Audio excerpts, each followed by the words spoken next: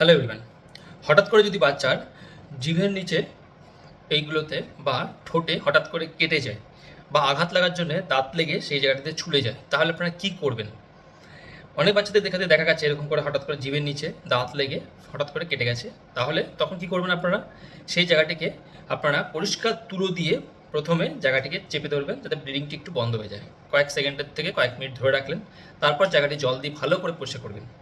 তারপর যদি ব্লিডিং হতে থাকে তাহলে আপনারা বট্রোক্লট সলিউশন বলে একটি সলিউশন পাওয়া যায়। সেই সলিউশনটি আপনারা ৫-৬ ফোঁটা তুলোর মধ্যে দিয়ে সেই জায়গাটিতে যদি ব্লিডিং হয়ে থাকে তাহলে সেই জায়গাটিতে চেপে ধরে রাখবেন কিছু মিনিটের জন্য।